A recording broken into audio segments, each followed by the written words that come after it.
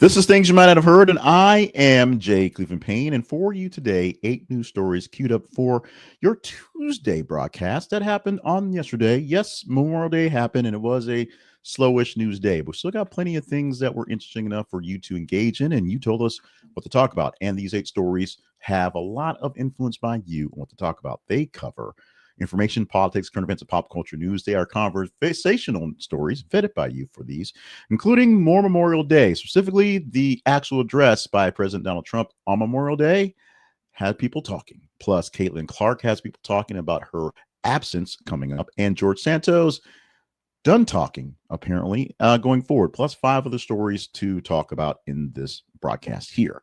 Let's talk about 3 things up front right now. First, our website home is theconversationproject.com. That's where you can find all you need to know about us, The Conversation Project, brought to you by More Better Media, LLC, and what you can do to be a part of our world, if you will. Also, our website home has a email home as well, although they're 2 separate places. Gmail is the place for your email, and that is found at theconversationinbox@gmail.com. Email me on anything you want to talk about, any topic, including news stories you think we've missed or news stories we hadn't quite got to yet. And our sponsor for the day, Spotlight to Ground News. Go to this. It's theconversationproject.com/ground news, our affiliate link for Ground News. Get 40% off their Advantage plan, all their plans you want to, and we get a small commission for you joining them through our link there. As I said earlier, it is Tuesday, the 27th of May, and we have 8 stories for you in this program. No particular order as they're being presented. They're just sort of the best way to tell our narrative today. You tell us whether we did the right thing, have it done good for you later on, either in comments inside of here, and of course, inside of the email comments. Now, if you actually want to do some comments live, if you hear me live at 5:30 a.m., go ahead, drop a comment. We'll put it on screen. Hopefully it's clean because I've done my glasses on, so I can't see your replies. But if you want to pop in a quick comment, or hey, super chats are great, let me know and pop it in there. We'll put you on screen live. We'll test that thing out today. Going into first story for today, we're starting off with Memorial Day, which was yesterday, and a day that we celebrate the lives of those who gave their lives for essentially the freedoms we have here in the United States and around the world. Many soldiers have fallen in many foreign wars. Trump did his job as president and paid tribute to the fallen soldiers at Arlington, calling them the America's best and bravest. And he called out some other folks in the process because he is Donald Trump. So this happened for Memorial Day at Arlington National Cemetery. He paid tribute to the fallen U.S. service members. He did lay the wreath. He saluted at the Tomb of Unknowns. He did the thing. If you're looking at the video picture, you see he's also there with J.D. Vance and Pete Hegseth there as well, his vice president and his secretary of defense, also there for the ceremony. In many cases, just the president and the general that is accompanied by President Trump brought everybody to this one this year. Acknowledging the Gold Star families and the great warriors that all served and all gave, all that were there, that gave time, and the ones that gave all their lives in these things. The wreath ceremony at the tomb started off okay. Solemn recognition of military service and political commentary followed as well. He described the nation as one he is fixing after a long, hard 4 years. He's pointed out that one, and implicated that the previous administration kind of screwed things up between his 2 terms. He also highlighted the upcoming national events, including the 250th anniversary of the military, the Army, which happens to fall on his birthday this year, so he gets that, and the World Cup in 2026 and the Olympics in 2028. Suggesting that his return to office was basically timely, so he had those milestones. He worked to get those things happening, but if he was president last term, he wouldn't be around for those things to actually show up while he was here. Pointing the spotlight not on the ones who gave all or the ones who are still giving, but himself, although he says he's giving. Earlier that day, social media had a lot of things said about Memorial Day going forward. He did give some praise, but also pushed out lots of criticism to federal judges, calling them scum, and of course, shooting daggers at his predecessor, being Joe Biden, accusing them of harming the country, and now he has to fix everything. The remarks actually drew criticism for the politicization of the day meant for honoring military service, on a day where you basically shut your mouth and you just say thank you for all those who actually went forward with this stuff to give us what we have. We appreciate you. Trump wanted to make sure that he was appreciated as well. as what happens when Donald Trump is there. The address blended the tribute, which was fine, and political commentary, which I believe was not, and marked a departure from typical nonpartisan tone on such events, which I believe, although memory fails me from years ago, essentially the same way it was played out the last 4 times Donald Trump had this opportunity. Your memory may change and your mileage may vary on this one. You can comment on this one and let me know if I'm actually off on this point. Let's keep digging at the prior administration, because the FBI director, that's Dan Bongino, has announced he's going to prioritize some Supreme Court leaks and White House cocaine investigations, things that happened in the last guy's administration, not this guy, the last guy. This announcement came yesterday as FBI Deputy Director Dan Bongino announcing that the Bureau is renewing its focus on 3 unresolved cases from 2023, discovery of cocaine at the White House, from 2022, the leak of Supreme Court draft opinions of the Dobbs versus Jackson Women's Health Organization, and for 2021, placement of pipe bombs near political party headquarters in Washington, D.C. Bongino stated that he and FBI and Director Kash Patel are allocating additional resources to go back in time, minus time machines, and citing public interest and potential concerns about these things and corruption, because they're about finding corruption. The cocaine incident involved a small bag of cocaine found in a cubby near frequently used interests at the White House in the West Wing in July 2023. Secret Service closed the investigation after 11 days due to insufficient evidence. Yes, there was cocaine there, but they really couldn't figure out who it was based on fingerprints or DNA being lacking. Despite the closure, the incident has continued to draw attention in the sort of the political sphere, if you will, with political figures speculating those possibly links to the Biden family, though no evidence has been presented to support these actual claims. Basically, they just said, Hunter brought some cocaine to the White House one day and stashed it in a cubby, but they couldn't quite figure it out, or they didn't want to tell the world it was Hunter's cocaine.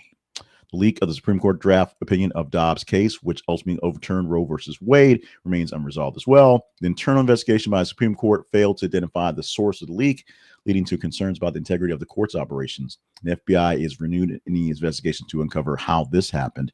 And the pipe bomb case in 2021 involved explosive devices near the Democratic and Republican National Committee headquarters in January of 2021, the day before the Capitol riot. Despite the excessive efforts to figure out where they happened and lots of surveillance footage and a award of $500,000, no one's ever been found to figure this thing out. Now, whether the pipe bombs were connected to the issues that happened on January 6th, January 5th, of course, January 6th, because January 5th, the day before, no one really knows. No one really can figure it out, which is why Dan Bongino is on the case now. An interesting story that actually occurred about a week ago.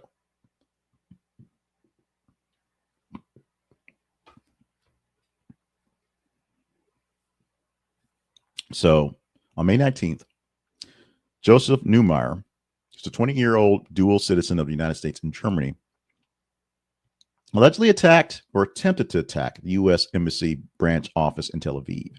According to the U.S. Department of Justice, Neumeier approached the embassy carrying a backpack, which contained 3 Molotov cocktails. He reportedly spat on a security guard and fled, but left his backpack. Not great work for someone trying to attack someone. The Israeli authorities later arrested him at a nearby hotel and deported him to the United States, where he was taken into custody by the FBI agents at the Kennedy International Airport in New York. So, prior to the incident, Neumeier had posted threatening messages on social media, including calls to burn down the embassy at Tel Aviv, which is kind of damning, and death to America, also bad. He also made threats against former President Donald Trump, not great as well. Neumeier has been charged with attempting to destroy U.S. property and using fire and explosives. If convicted, he faces mandatory minimum sentence of about 5 years, maximum of 20 years, along with potential fine up to $250,000. Currently detained without bail, and his court-appointed attorney has declined any comment going forward on his case and his reckless abandonment of a very bad plan, if you will. The attempted attack occurred amid ongoing tensions in the region, including a 19-month conflict between Israel and Gaza. You may have heard about that one. U.S. officials have emphasized their commitment to prosecuting threats against American interests abroad. This is a good chance to show what its power is on this one. Like I said, very curious case, but next case, also curious. But this is one that just came out of nowhere. But luckily, it was thwarted mostly by the young man apparently not either having the guts to stick up to him or just doing something really stupid, which in our case is in our favor, saved a lot of people. Another case, extremely curious, that's getting a lot of people's attention. This may turn into some sort of true crime or some sort of Netflix show at some point in time because it's just that engaging. A crypto investor, 37-year-old cryptocurrency investor from Kentucky, named John Votes, has been arrested and charged with kidnapping and assault and unlawful imprisonment after allegedly detaining a touring 20-year-old Italian man in a luxury Soho townhouse in New York City. Victim, who arrived in the U.S. on May the 6th, was reportedly held captive for over 2 weeks, during which he was subject to various forms of abuse aimed at extracting his Bitcoin password.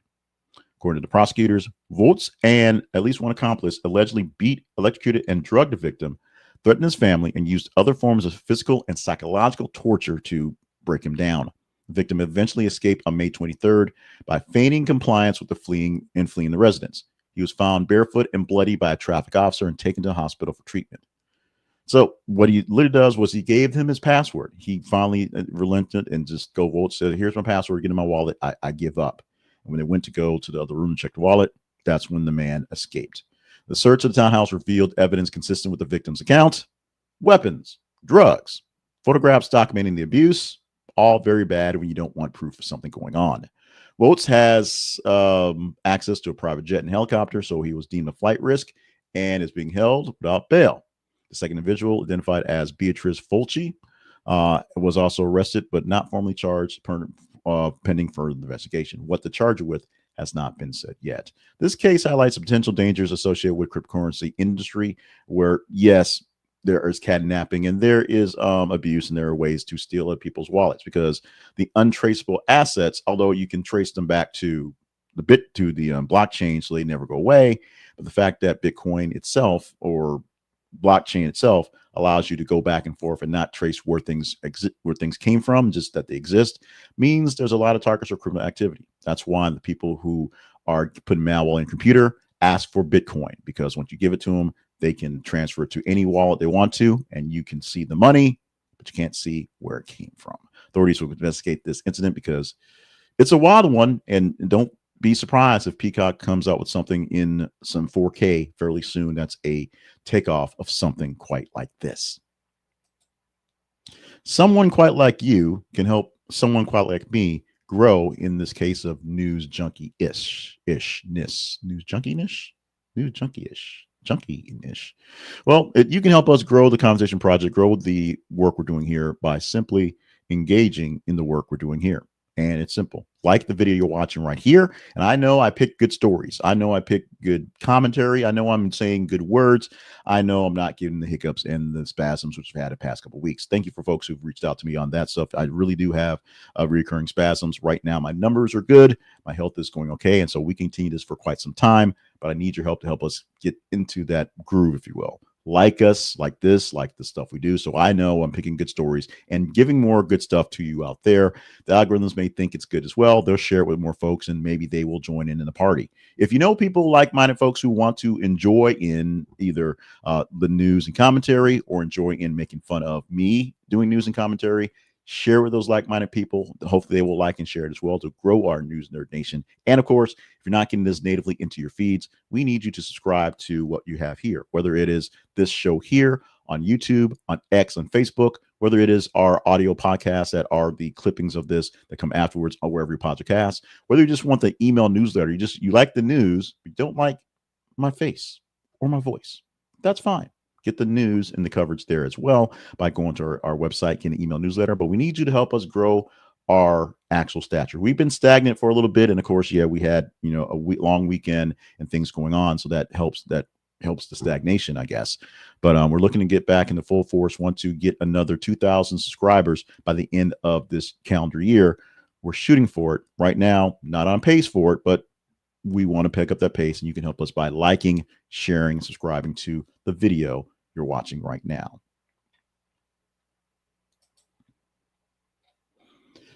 For our fifth story today, we talk about reduction in costs.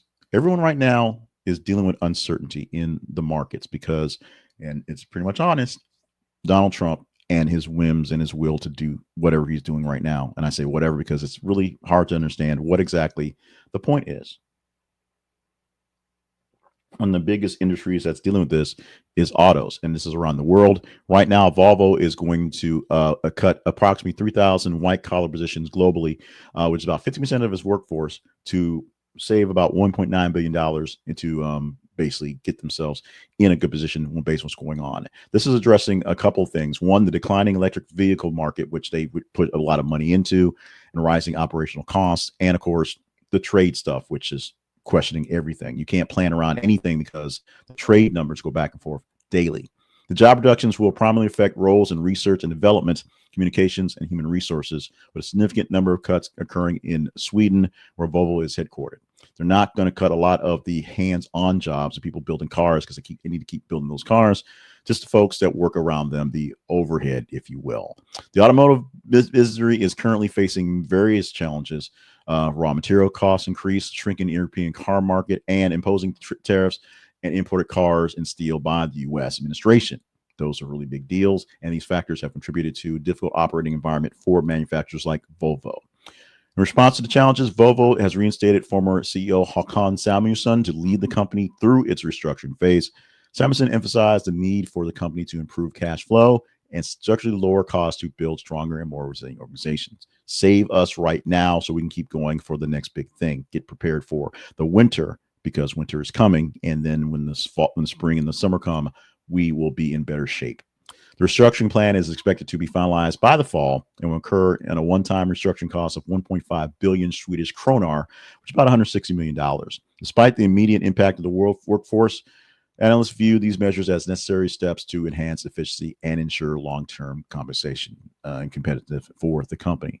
One of the quickest things to raise your stock value and make things happy is to fire employees. And because that's less money off the books immediately, and it raises stock and makes things happen. What's good in this one, if you can call it good, is they're not taking away the folks on the lines and the plants building cars, because that means there's less cars to sell. They'll still have cars to sell. They just need to figure out how to sell more of the cars. It does mean less development, less research, less in the way of future things coming forward, and more things that will stay stagnant in the way of development, in the way of their technology for a while until they can hire those folks back that they had to fire. Meanwhile, money news gets very dire for Denmark, where I talked about this when I talked about the teas yesterday. Denmark is setting their retirement rate to 70 years old. It's the highest retirement age in Europe, and it is going to happen by 2040. So it's not here yet. They're going to slowly raise the threshold to 2040. So if you're expecting to be 65 somewhere in the near future, or by around that time in the next 15 years or so, expect to work a little bit longer. This policy will take effect for individuals born December 31st, 1970. Incrementally increased plan 68 by 2030, 69 by 2035, and 70, of course, in 2040. The reform aligns with Denmark's 2006 welfare agreement, which had ties pension age to adjustments to life expectancy. And since the life expectancy in the nation of Denmark is 81.7 years, which ain't too bad on its own, raising the rate for people to retire makes sense mentally, but also may have a bit of a pushback going forward. This passed by an 81-21 parliamentary vote. So Parliament wanted this to happen and aims to address financial stability amid aging population and declining birth rates. Significant public concern, though, because that means more manual laborers are laboring into extended working years. It's unrealistic to expect someone who is 65 years old to actually keep up the demands of a physical standpoint as a person at 55. So these jobs that are manual labor may have issues because there's not enough younger people to do them anyway, and older people have to keep working at some point until they're 70. Critics also highlight disparities in some politicians in their thought processes, including the Prime Minister, Mette Frederiksen, who's eligible for pension at 60, raising questions about equity, because eligible for pension now and not in 15 years would be 70, would not be eligible. Despite this controversy, Denmark's move reflects a broader European trend of increasing retirement ages to maintain economic stability. Countries like France, Germany, and UK have implemented similar proposals. And according to OECD projections, Denmark's retirement age could actually reach 74 by 2060, which would be pretty interesting if the rate of the age of expectancy is still 81 years old. If it's much older, we shall see. As we are living older and we are living more nuanced lives, many of us here are dealing with various ailments, and disabilities, if you will, but some of us still able to function someplace, especially as a way of more people doing white collar things and doing AI work, which helps get things done, which may actually help with work.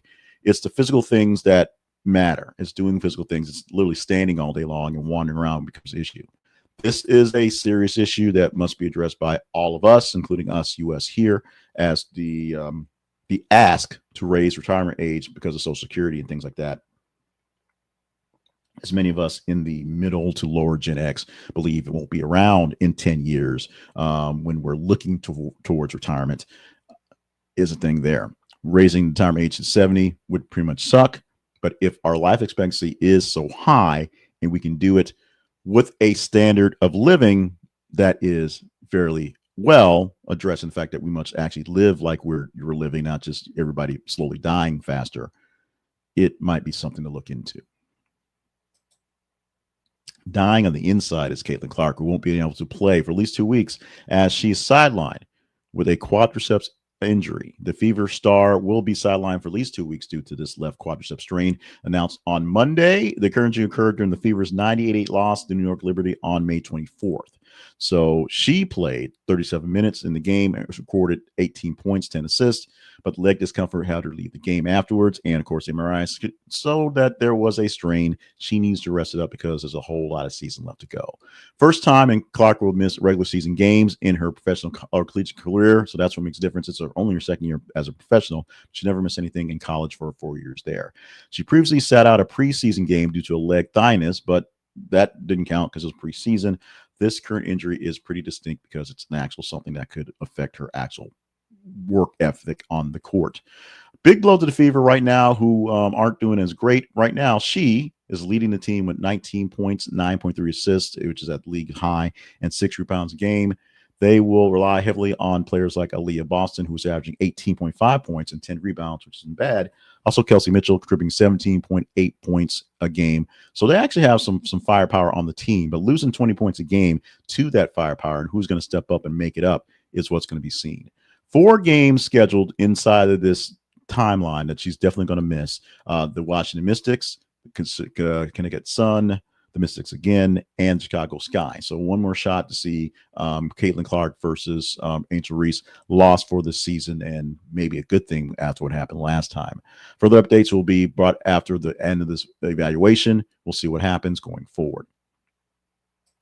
And finally, our final story for the day, number 8, is George Santos, who is done speaking on his behalf to get a pardon from Donald Trump, and I guess done fighting the fight. And he was going to accept he has to go to prison. He has come to terms. He has gone through all his stages of grief. He is now in acceptance and is going to do his time. Probably do it flamboyantly and very loudly, but do his time regardless. As the former U.S. Representative George Santos announced on yesterday that he is no longer seeking a presidential pardon from Donald Trump and will accept his 87-month prison sentence for wire fraud and aggravated identity theft. In the social media post, Santos expressed frustration with those who had promised him an assist, stating, "I've accepted my fate. I don't want to talk about it anymore." Trust me, he'll talk about it at some point in time again. Sentenced back in April after pleading guilty in August of 2024 to multiple charges, including his filing of fraudulent federal election commission reports. That's stuff that had to deal with him actually running for government, embezzling funds from his own campaign and from campaign donors, and stealing identities to charge credit cards without authorization. That's kind of an ongoing thing. He was also ordered to pay $373,749.97 in restitution, with $205,002.97 in forfeiture. I'm not sure what 97 cents is all about, but hey, it's his charges. Santos had publicly appealed for clemency, appearing on Piers Morgan's Uncensored earlier in May to request a pardon, commutation, and clemency from Trump. He argued that his punishment was disproportionate for a first-time offender and expressed fear for his safety in prison. Trump apparently did not listen to any of those things. He's scheduled to actually report to custody in July 25th happening, and his conviction and sentencing mark a significant fall from grace for the former congressman who was expelled from House of Representatives in December of 2023 following the House Ethics Committee report, which detailed pretty much all this misconduct. And of course, brings forth the question that we ask way too frequently around here. How do these people vote these folks in? And are they voting in people they truly deserve? For Santos, here's a case where they didn't. He lied. He lied past everyone. No one really caught onto it. But once it was caught, it was just so terrible that they were able to say, okay, get rid of the guy. Bob Menendez took a little extra effort. George Santos, not as much. Let's talk about more stories. And these are more stories for the rest of the week, specifically for tomorrow.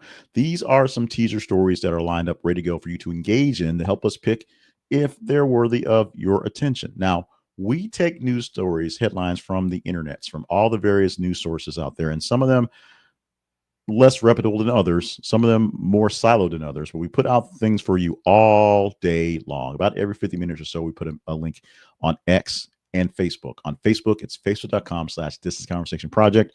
On X, x.com/th_conversation. If you're watching us on those channels, obviously you're seeing these come through. But if you follow us on one or both of those, you can see stories as we post them. These are 3 stories that are queued up, ready to go as I'm recording this live at 6 a.m. the current time. That will be on either now or within a couple hours of going on.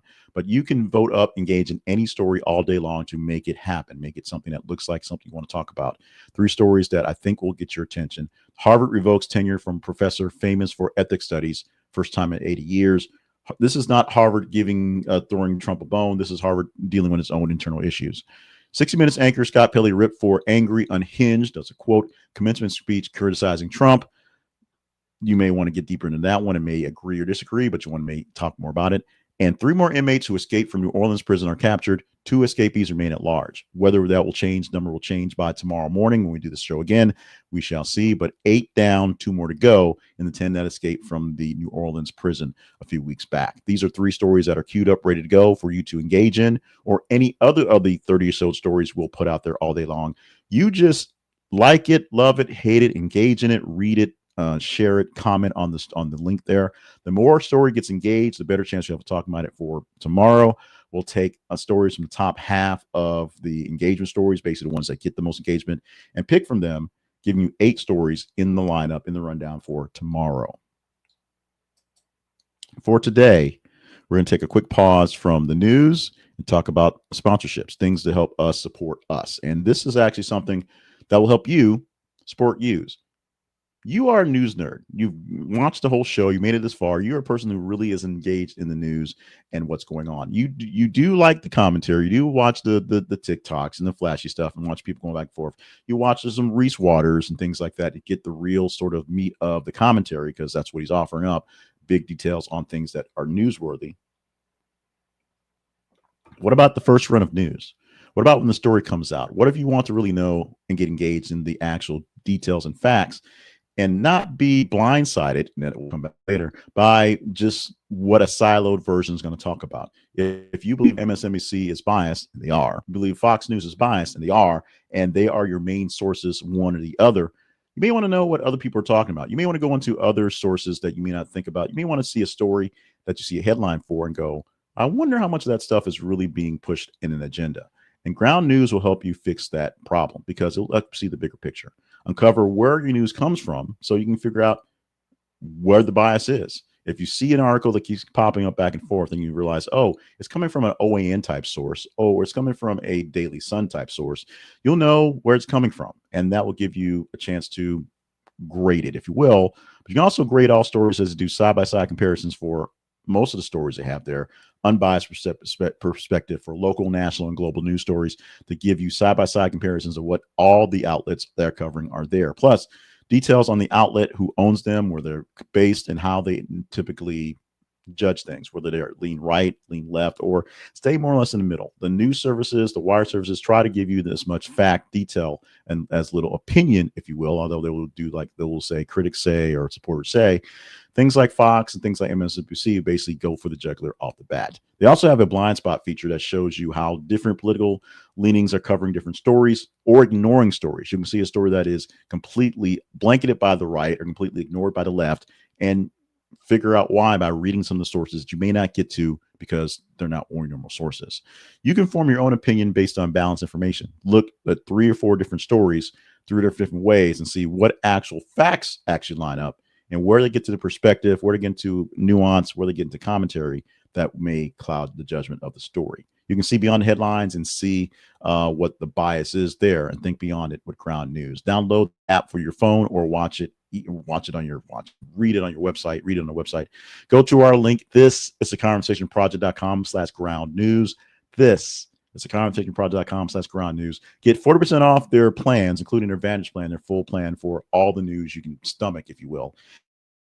Mission for you using it, because that's how things got here. And we actually subscribe to the Vantage plan, so every month we pay our fee to get in on the best news things for you, so that we're not just going blind, if you will. And sometimes we use it to be kind of squirrely. We'll take a liberal headline and a conservative link, put them together, and see what happens. Hilarity usually ensues. But for you to get through the news, get through the noise, try Ground News. Try using our affiliate link. This is theconversationproject.com/ground news today. Very quickly, we're going to talk about promoting ourselves some more directly. We've promoted our sponsors, promoted the feeds. We'll get to that again. But the website home, this is conversationproject.com, is where we live. We think that the Conversation Project reflects you, what you care about news, and makes this a dialogue, not a conversation. Now, we're working to have more actual recorded dialogues with actual people to make things more engaging. But for the most part, here's what we have for you. We are providing you these news articles every 50 minutes or so for you to engage in, to tell us what stories are reflectively good.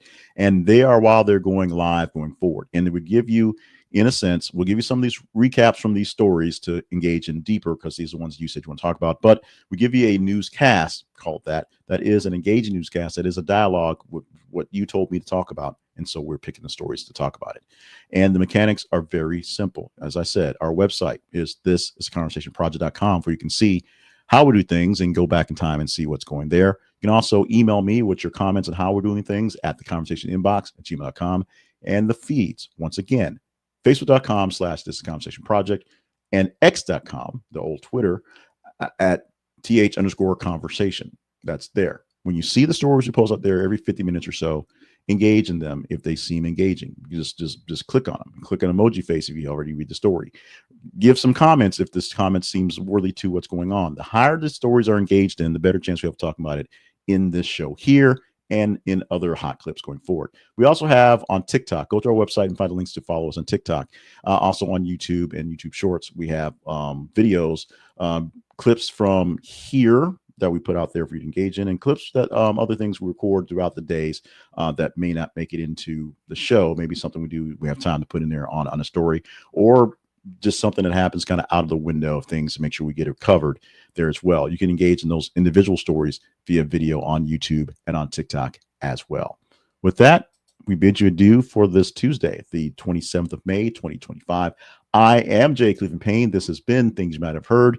Love you, mean it. If you love us, shout us out, give us some love, follow the feeds, engage in the stories, send me an email saying how well or not well I'm doing, and we'll work everything out going forward. We're done. We're out. Let's do this again for Wednesday.